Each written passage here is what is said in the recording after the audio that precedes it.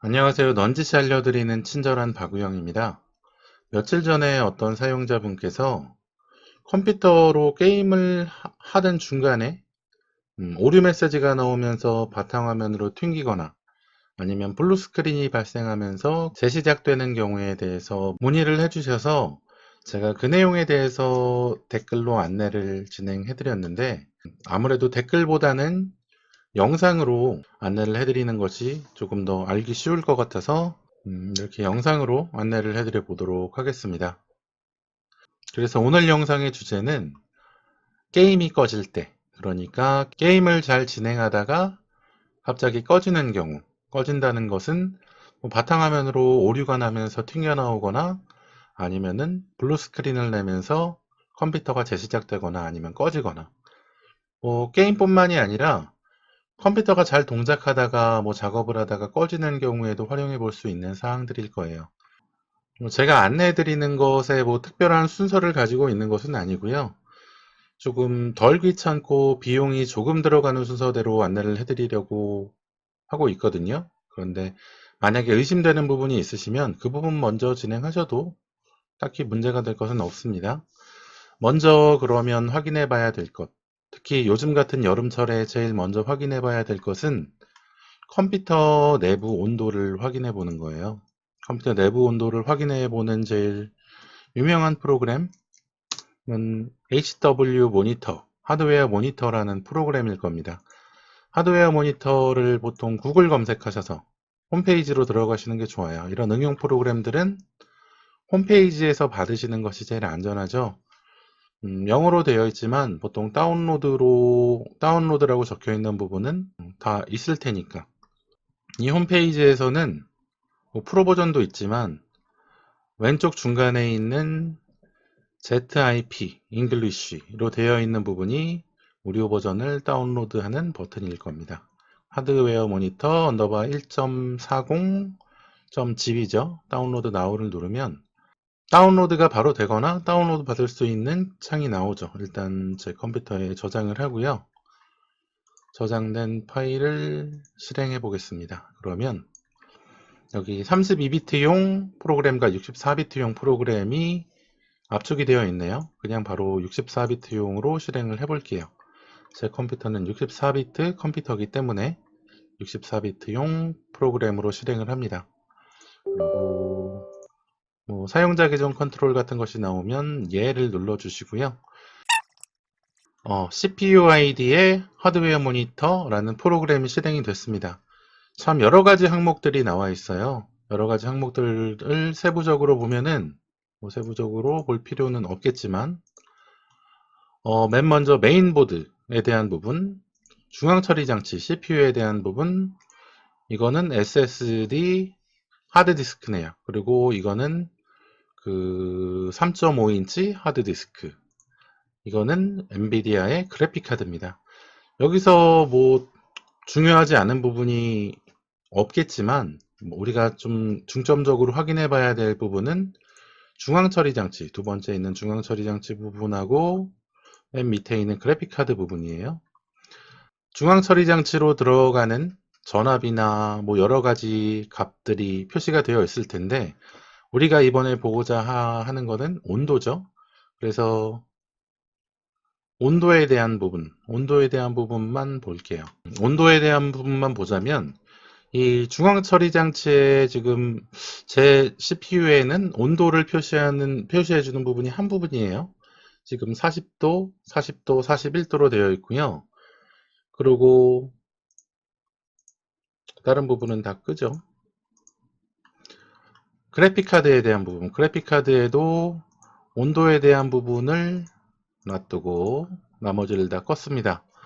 온도에 대한 부분을 보면은 value, minimum, maximum 온도로 되어 있는데, 밸류 값은 지금 현재의 온도고, 미니멈은 CPU ID 프로그램을 켰을 때 그때부터 지금까지 측정된 값 중에 제일 낮은 온도 값이 표시가 되고요.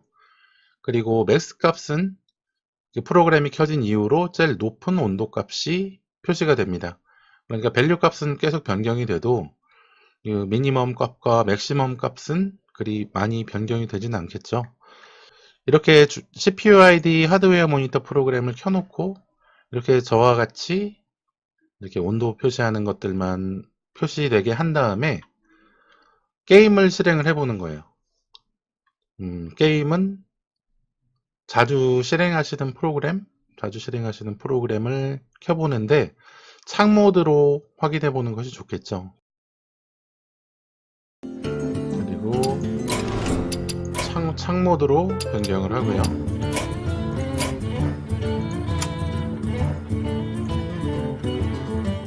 소리도 줄이고,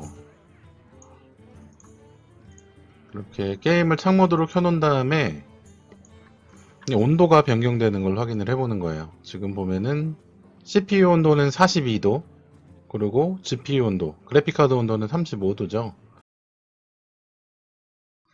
지금 저는 시스템이 나쁘지 않은 상태이기 때문에 게임을 동작을 해도 40도에서 중앙처리 장치 온도가 40도에서 47도 이상 올라가지가 않고 그래픽카드 온도가 33도에서 36도 이상 올라가지 않았어요. 그런데 혹시라도 이렇게 게임을 켜놨을 때 이 온도 두 개 중에 하나가 80도 이상, 85도, 90도 이상 올라가게 된다면 그건 뭔가 컴퓨터에 문제가 있는 거거든요.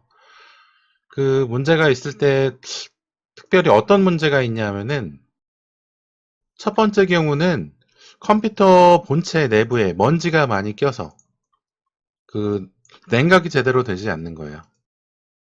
이런 사진들 보시면 여기 보면은 컴퓨터 안에 먼지가 좀 많이 있는 것을 볼 수가 있죠. 지금 이 컴퓨터 그림은 좀 굉장히 과도하기는 한데 지금 이 사진처럼 이 쿨링팬 밑에 있는 방열판 부분에 보통 먼지가 많이 끼게 됩니다. 근데 이 먼지가 많이 끼면은 팬이 아무리 세게 돌아도 냉각이 되지가 않아요. 그래서 70도, 80도, 90도까지 온도가 올라가게 되는데 70도, 80도까지는 뭐 이해해 준다고 하더라도 80도 이상, 90도 정도 컴퓨터 내부 장치의 온도가 올라가게 됐을 때 그때는 컴퓨터 장치가 과열되는 것을 방지하기 위해서 전원을 자동으로 차단하는 경우가 있어요. 그래서 전원을 차단하기 때문에 갑자기 게임이 꺼지거나 아니면 컴퓨터가 꺼지거나 블루 스크린이 발생하는 거죠. 그리고 두 번째, 먼지 말고 두 번째 경우는 어떤 것이 있냐면은 지금 이 사진에서 보면은 이 동그란 펜은 중앙 처리 장치 CPU의 펜입니다. 이 CPU 펜 밑에는 방열판이라는 쇳덩어리가 붙어 있고요. 그 방열판이라는 쇳덩어리가 중앙 처리 장치 CPU에 붙어 있는 거예요. 그래서 CPU에 있는 열을 방열판이 뺏어온 다음에 뺏어온 열을 펜이 식혀주게 되는 거죠. 그런데 CPU 중앙 처리 장치하고 방열판 중간에 보통 서멀 그리스라고 하는 열 전달 물질이 들어가게 됩니다. 그런데 이 서멀 그리스라는 열 전달 물질이 좀 시간이 오래 지나거나 아니면 처음부터 좀 잘못 설치가 됐거나 그렇게 되면은 이렇게 열을 전달을 잘 못해서 갑자기 내부 온도가 확 올라가는 경우가 있거든요. 그러니까 방열이 냉각이 안 되는 거죠.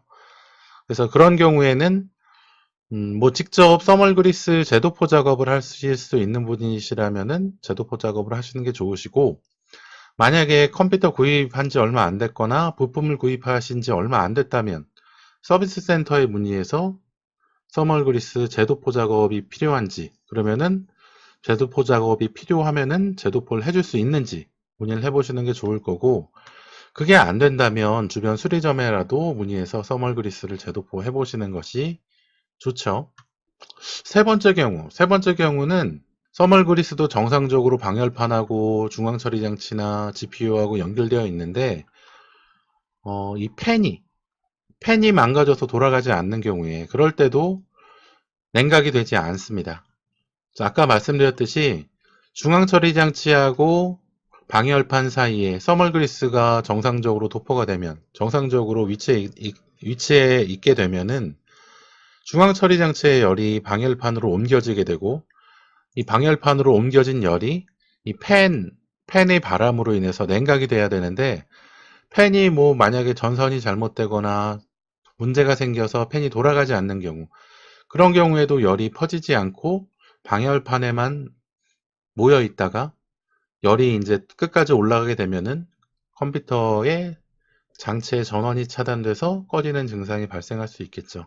그래서 지금 말씀해드린 세 가지 경우, 먼지가 많이 껴서 냉각이 안 되거나 아니면은 그 반도체와 방열판 사이에 서멀그리스라는 열 전달 물질이 마르거나 문제가 생겨서, 아니면 아예 없거나 냉각이 안 되거나, 그게 아니라면 세 번째는 냉각 그 서멀그리스까지 잘 도포가 되어 있는데, 잘 장착이 되어 방열판이 잘 장착되어 있는데 팬이 문제가 생겨서, 팬이 노후화되거나 문제가 생겨서 팬이 돌아가지 않아서 온도가 너무 많이 올라가서 멈추는 경우, 그런 경우에는 이 CPU ID라는 프로그램으로 확인하고 뭐 조치를 취해 볼 수 있겠죠.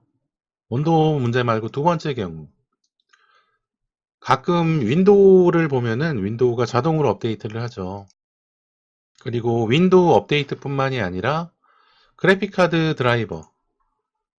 드라이버들도 자동으로 업데이트를 하는 경우가 있어요. 그런데 문제는 뭐냐 하면, 윈도우즈 업데이트가 항상 좋은 기능이나 아니면 오류 해결만을 가져오는 것이 아니고, 그리고 또 그래픽카드 드라이버 업데이트가 항상 좋은 기능이나 빠른 속도를 가져오는 것이 아니고, 업데이트한 이후에 내가 사용하던 게임이나 작업에 문제가 생기는 경우가 많이 있어요. 그래서 그래픽카드 설치한 다음에 그래픽카드 드라이버를 업데이트한 이후에 뭐 부팅이 안 되거나 게임이 문제가 생기거나 게임이 안 켜지거나 하는 경우가 있거든요. 그것은 보통 이 그래픽카드 드라이버는, 최신 드라이버는 새로 나온 그래픽카드의 기능이나 오류를 해결하기 위한 부분을 중점적으로 업데이트를 하는 거죠. 그래서 지금 최신 그래픽카드가 아닌 예전에 구입한, 몇 년 전에 구입한 그래픽카드들은 최신 업데이트를 진행한다고 해도 오류가 발생하거나 문제가 생기는 경우가 간혹 있는 거예요. 그래서 그래픽카드 드라이버는 어떤 것이 좋은지 저는 알 수는 없지만, 제가 사용하는 그래픽카드는 게일의 1080, 지포스 1080 그래픽카드인데요. 이 1080 그래픽카드에 최적화된 드라이버를 찾아보는 거죠. 최적화된 드라이버는 최신 버전은 아닐 거예요. 이렇게 내가 사용하는 그래픽카드의 모델명과 최적화 드라이버로 검색을 해보면 어, 다른 사람들이 테스트한 내용들, 음, 그래서 어떤 그래픽카드의 버전에서 좀 문제가 있었는지, 아니면은 문제가 없이 잘 운용이 됐는지에 대한 내용들이 나오게 되거든요. 그래서 이런 것들을 확인해서 이 드라이버 버전을 따로 다운로드 받은 다음에 설치를 해주는 거죠. 지금 보면은 지금 지포스 391.01 드라이버, 엔비디아의 391.01 드라이버 다운로드 링크가 있네요. 이렇게 다운로드를, 이렇게 이전 버전의 드라이버를 다운로드 받아서 그래픽카드 드라이버를 새로 설치해서 가지고 오류가 있었던 게임을 다시 진행을 해보는 거죠. 그리고 윈도우즈 업데이트에 문제가 생긴 경우라면 윈도우즈 업데이트를 복원해보는 방법이 있겠죠. 복원이 물론 켜져 있지 않은 경우도 있겠지만, 한번 복원이 켜져 있는 경우를 대비해서 시스템 복원에 들어가서 복원 지점이 있는지, 그리고 복원 지점이 언제 생성된 복원 지점인지, 그러니까 문제가 있기 전에 생성된 복원 지점이어야 하겠죠. 이 복원 지점으로 복원을 시도해서 게임이 정상적으로 동작이 되는지 확인을 해보는 방법이 있겠죠.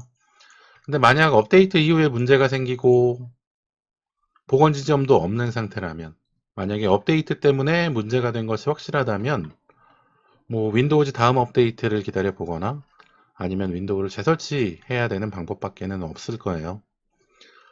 그리고 그러면 이 소프트웨어 문제 말고 그 다음 경우, 다음 문제가 생기는 경우는 컴퓨터의 전원 공급기에 용량이 부족한 경우, 그런 경우에 게임이 동작하다가 꺼지는 경우가 생길 수 있습니다. 왜냐하면 보통 컴퓨터가 켜져서 동작하는 데 들어가는 전기량이 100이라고 친다면 게임을 할 때는 150, 200의 전기량을 필요로 해요. 그래서 내 컴퓨터에 있는 전원 공급기가 그에 맞게 이제 전기를 공급을 해줘야 하는데, 부품이 뭐 좋지 못하거나 오래되거나 좀 문제가 생겨서 그렇게 되지 못하는 거죠. 그래서 컴퓨터가 켜져 있을 때는 정상적으로 동작을 하다가 게임 같은 전기가 많이 필요한 동작을 하게 되면 갑자기 컴퓨터에 문제가 생겨서 꺼지는 경우가 생길 수 있어요. 그래서 이런 전원 부족한 증상은 게임을 진행할 때도 생기기도 하지만, 컴퓨터에 여러 가지 USB 장치를 꽂았을 때 갑자기 컴퓨터가 꺼지거나 멈추는 일이 있으시다면 전원 부족 현상을 생각해 볼 수 있습니다. 전원 부족 현상에 대해서 어떤 부분을 좀 확인해야 하냐면, 지금 내 컴퓨터에 설치되어 있는 전원, 파워 서플라이가 몇 와트의 파워 서플라이인지 확인해 보는 것이 먼저입니다. 컴퓨터에 보면은 보통 이 밑에 부분, 밑에 뒤에 부분이나 위에 뒤에 부분에 이 파워 서플라이라는 전원 공급 장치가 장착이 되어 있게 되는데요. 파워 서플라이에는 보통 이렇게 뭐 600와트, 뭐 700와트, 800와트, 예전에는 뭐 250와트나 300와트급의 전원도 많이 사용을 했습니다. 그런데 요새 사용하는 그래픽카드나 중앙처리 장치는 200와트나 300와트급의 파워로는 정상적으로 동작하기 힘든 정도의 전기를 소모해요. 그렇기 때문에 적어도 지금 내 컴퓨터에 설치되어 있는 장치들이 사용하는 전기의 양보다 적어도 한 200와트에서 300와트 정도는 더 높은 파워를 설치하셔야지 조금 더 안정적으로, 될 수 있으면 더 높은 게 좋을 수 있겠죠. 안정적으로 사용하기에는. 그래서 이 파워는 어떻게 확인을 해보냐 하면은, 컴퓨터 전력 계산하는 사이트가 있어요. 이 전력 계산하는 사이트에 들어가서 지금 내 컴퓨터가 데스크탑인지 서버인지, 데스크탑 컴퓨터고 CPU가 1개고, 그리고 CPU의 모델명하고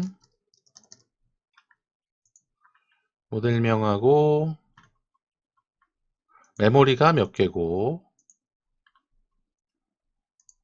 메모리의 모델명이 어떻고, 그리고 비디오 카드가 어떤 것이고, 1080 보통 90% 정도의 용량을 사용하고, 두 번째 비디오 카드는 없고, 스토리지는 SSD 하나, 사타로 된 7.2K, 7200rpm의 하드디스크, 그리고 옵셔널 드라이버는 없고, 익스프레스 카드 없고, PCI 카드 없고, 키보드 하나, 스탠다드 마우스 하나, 그리고 아더 디바이스, USB나 LED나 컨트롤러 사용하는 거 있는지, 아니면 추가적으로 쿨링팬이 추가적으로 들어가 있는 게 있는지, 저는 80mm 팬이 2개가 있어서, 이렇게 리퀴드 쿨링 캣은 순행 키트가 장착이 되어 있는지, 순행 펌프가 장착이 되어 있는지, 모니터는 몇 개 있는지, 모니터가 LED 24인치, 그리고 보통 몇 시간 사용하는지, 그리고 혹시 게임을 하는지, 게임을 몇 시간 하는지 계산을 해보면, 지금 제가 설정해 놓은 이 설정 사항대로는 384와트가 소모된다는 내용이에요. 384와트가 소모가 되는데, 그렇기 때문에 434와트 정도의 여유가 있어야지 조금 꺼지는 증상 없이 사용할 수 있다는 거죠. 그래서 적어도 434와트니까 적어도 500와트나 600와트급의 파워는 있어야지 지금 제 컴퓨터 시스템상에서는 조금 더 안정적으로 컴퓨터를 사용할 수 있다는 거예요. 그래서 지금 밑에 보면은 추천 하드가 에브가라는 회사의 600와트급의 하드, 파워 서플라이를 추천해주고 있죠. 이렇게 사실 컴퓨터에 대한 자세한 내용을 잘 모른다면 이런 하나하나 설정하는 것들이 조금 생소하고 좀 어렵게 느껴지시겠지만, 이 설정하는 거 하나하나가 뭐 설정을 잘못하면 컴퓨터가 망가지거나 잘못되는 사항들이 아니기 때문에 이 정보들을 내가 직접 하나하나씩 확인해보고 설정해서 계산해가지고 파워가 부족한지 아닌지 확인해 보는 것이 컴퓨터를 조금씩 좀 잘 사용하고 수월하게 사용하는데 많은 도움이 되는 사항이기 때문에 한 번씩 좀 계산을 해보시고, 그것에 맞춰서 파워가 부족하면은 파워를 늘리거나 아니면 USB 장치를 빼놓거나 하는 좀 조치를 취해서 게임이 멈추거나 아니면은 튕겨나가는 증상을 좀 개선할 수 있으니까, 이 전원 부족인 경우도 한번 확인해 보시는 것이 좋아요. 그리고 이렇게 전원이 부족한 것이 아니라 전원을 공급해주는 파워 서플라이 자체가 문제가 있는 경우도 있을 수 있거든요. 그래서 파워 서플라이가 문제가 있어서 그래픽카드에서 전기를 좀 많이 끌어가려고 할 때 오류가 나는, 그러니까 문제가 생겨서 꺼지는 증상이 발생하는 파워 서플라이도 있기 때문에, 조금 파워 서플라이는 고가의 제품이라기보다는 조금 안정적이라고 소문난 파워 서플라이를 구입하셔서 사용하시는 게 좋습니다. 파워 서플라이가 문제가 있으면 컴퓨터에 있는 모든 장치를 한꺼번에 망가뜨리는 경우가 있을 수 있거든요. 만약에 이번에 새로 구입하실 예정이거나 컴퓨터를 새로 맞추실 예정이시라면은 파워 서플라이는 조금 인증된 업체에 인증된 제품으로 설정을 하시고, 그러니까 용량도 조금 더 여유 있게 선택하셔서 구입을 하시는 것이 좋다고 생각을 해요. 전원 문제 다음에 그 다음에 살펴볼 부분, 그 부분은 램이나 램 슬롯이 문제가 있는 경우, 그런 경우에도 문제가 생길 수 있습니다. 컴퓨터에 램이라고 하는 연산 보조 장치가 장착이 되어 있죠. 이거는 어떤 데스크탑 컴퓨터라도 이 램이라고 하는 연산 보조 장치가 장착이 되어 있습니다. 그런데 이 램이라는 연산 보조 장치가 좀 장착할 때 문제가 있거나 장착이 정상적으로 되어 있지 않으면 가끔 컴퓨터가 동작하는 중간에 연산 오류가 발생해서 컴퓨터가 꺼지거나 프로그램이 꺼지거나 문제가 생기는 경우가 있을 수 있어요. 그래서 그런 경우에는 보통 이 램을 꼽는 슬롯이 적어도 적은 경우에는 2개, 많은 경우에는 6개나 8개 정도 있을 수 있거든요. 그래서 만약에 컴퓨터에 문제가 생겨서 이 램을 재장착해야겠다 하신다면 보통 처음 꽂혀 있는 부분에서 램을 빼서 두 번째 슬롯이나 세 번째 슬롯이나 네 번째 슬롯에 장착을 한 다음에 뭐 문제가 생겼던 게임이나 프로그램을 한번 실행해 보시는 것을 추천해 드립니다. 물론 램을 뺐다가 같은 곳에 다시 꽂아도 되는데, 뺐다가 같은 곳에 다시 꽂으시려면 이 램 밑에 부분에 금속 부분이 있습니다. 이 금속 부분을 그 연필 지우는 지우개로 살살살살 지워보면은 이 먼지가 좀 끼어 있던 부분이 벗겨지거든요. 먼지를 지우개로 벗긴 다음에 지우개를 잘 털어주고 그 다음에 한번 재장착해서 동작을 해보면 정상적으로 게임이나 프로그램이 동작하는 경우가 많이 있어요. 그래서 이런 접점이나 램 슬롯에 문제가 생기는 경우도 있으니까 램을 뺐다가 재장착을 해보시거나 아니면 다른 슬롯에 장착을 해보셔서 좀 이런 식으로 해서 문제가 해결이 되는 경우도 많이 있습니다. 그리고 이 램 문제의 다음, 그 다음 확인해야 될 부분은 위에 지금 말씀드린 네 가지 경우, 뭐 온도 문제나 드라이버 문제나 전원 부족 문제나 램 문제, 램 슬롯 문제인 경우에도 해결이 안 됐다면 그거는 뭐 전문적인 부분에 있어서 전문가들한테 의뢰를 해서 확인해 봐야 될 사항이기는 해요. 그 다음으로 좀 확인해 볼 수 있는 사항, 조치해 볼 수 있는 사항은 메인보드를 좀 변경해 보는 방법이 있겠죠. 메인보드에 문제가 있어도, 그러니까 메인보드라는 것은 이 컴퓨터의 장치들, 중앙처리 장치나 램이나 그래픽카드가 장착되는 제일 기본 보드예요. 마더보드라고도 하죠. 그래서 이 보드에 문제가 있는 경우에 게임이 꺼지거나 프로그램이 꺼지거나 컴퓨터가 꺼지는 문제가 발생하는 경우가 있기 때문에 혹시라도 뭐 여분의 메인보드는 잘 없겠지만 메인보드를 변경해 보고 문제가 있었던 프로그램을 실행해 보거나 게임을 실행해 봐서 문제가 해결됐는지 확인하는 경우가 있을 수도 있습니다. 그런데 메인보드까지는 뭐 개인이 직접 확인하기는 어려울 것이고 이런 경우에는 컴퓨터 수리점이나 AS가 남아있다면은 AS 센터에 문의를 하는 것이 맞겠죠. 그래서 오늘은 컴퓨터에서 게임을 하다가 게임이 갑자기 꺼지거나 아니면 프로그램이 갑자기 꺼지거나 컴퓨터가 꺼지는 경우에 대한 내용을 안내를 해드려 봤는데요. 먼저 첫 번째로 온도 체크를 해서 대처하는 방법, 그리고 윈도우즈 업데이트나 그래픽카드 드라이버를 바꿔보는 방법, 그리고 컴퓨터의 전원 관련 문제를 대비해서 파워 서플라이를 변경해 보거나 내 컴퓨터의 전력을 계산해 보는 방법, 그리고 램을 뺐다가 재장착하거나 아니면 다른 슬롯에 장착해 보는 방법을 안내를 해드려 봤어요. 보통 게임을 하다가 컴퓨터가 꺼지거나 게임이 꺼지는 경우에 지금 말씀드렸던 네 가지 경우라면은 보통 한 90% 정도의 장애는 해결할 수 있을 거예요. 그런데 컴퓨터라는 것이 이거 외에도 정말 여러 가지 문제로 좀 불안정하거나 아니면 꺼지거나 하는 증상이 발생하기도 하기 때문에 간혹 뭐 특정 마우스 때문에 게임이 꺼지거나 특정 키보드 때문에 게임이 꺼지는 경우도 있거든요. 그리고 어떤 경우에는 각 집에 들어오는 전기가 좀 불안정해서 컴퓨터가 꺼지거나 문제가 생기는 경우도 간혹 보기도 했어요. 그래서 일단은 지금 말씀드린 네 가지 경우의 방법을 확인해 보시고 그게 안 된다면, 그렇게 해서 확인이 안 된다면 전문가의 도움을 받아서 확인해 보는 방법밖에는 없을 것 같아요. 오늘도 쉽지 않은 문제에 대해서 알기 쉽게 안내해 드리려고 노력을 해 드렸는데 어떻게 알기 쉽게 들리셨는지는 모르겠네요.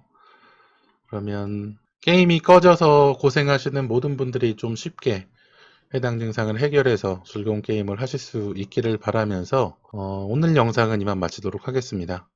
뭐 궁금하신 점이나 문의하실 사항이 있으시면 댓글로 남겨주시고요. 오늘 영상이 도움이 되셨다면 구독과 좋아요 부탁드릴게요. 그리고 컴퓨터나 스마트폰에 대한 궁금하신 부분들이나 어려운 사항들 댓글로 남겨주시면 그 부분도 쉽게 알려드리려고 노력하고 있으니까요. 댓글 많이 남겨주십시오. 지금까지 넌지시 알려드리는 친절한 박우영이었습니다. 시청해주셔서 감사합니다.